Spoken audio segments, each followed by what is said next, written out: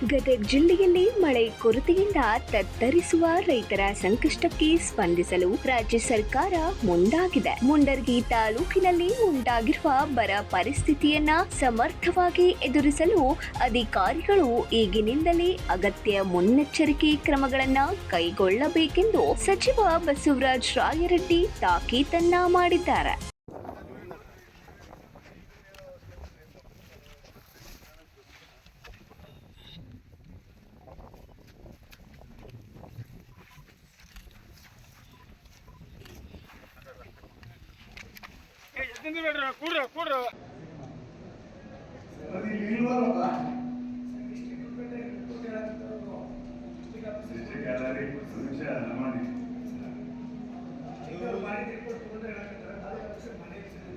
ಅದನ್ನೇ ನಾನು ಕೇಳ್ತಾ ಇರೋದಲ್ಲ. ನೀವು 1,13,20,000 ರೂಪಾಯಿ ಬೇಕಾಗುತ್ತೆ ರೈತರಿಗೆ ಪರಿಹಾರ ಕೊಡಲಿಕ್ಕೆ ಅಂತ ತಾನೇ ನೀವು ಒತ್ತಾಯಿಸೋದು ನನಗಂತೇಳಿ. ಮತ್ತು ಈ ಪೇಸ್ ತಗೊಂಡ್ರೆ ಯಾವ ಇದಕ್ಕೂ ಲಿಂಕ್ ಆಗೋದಿಲ್ಲ ಅಂತ ನಾನು ಕೇಳೋದು.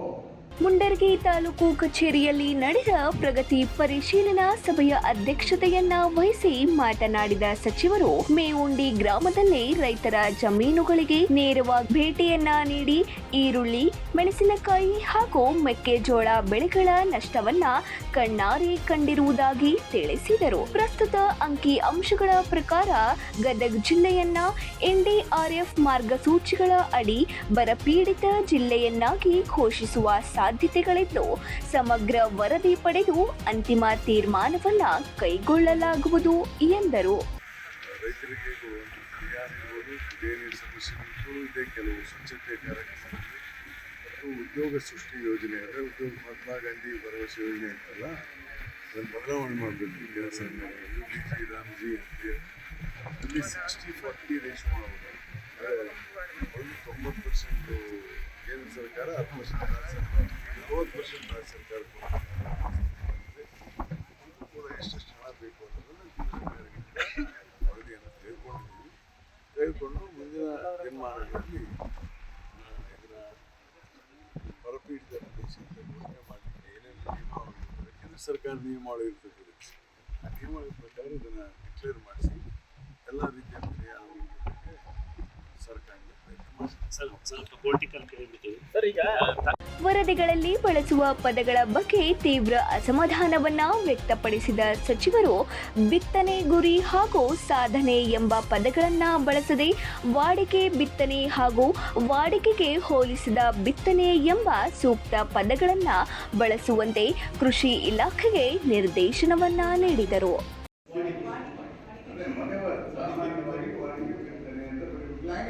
ಬೆಳಗ್ಗೆಲ್ಲ ಸರಿ ಮಾಡ್ತಾ ಇದ್ದೀನಿ. ನೀವು ಗುರಿ ಅಂತ ಬಂದರೆ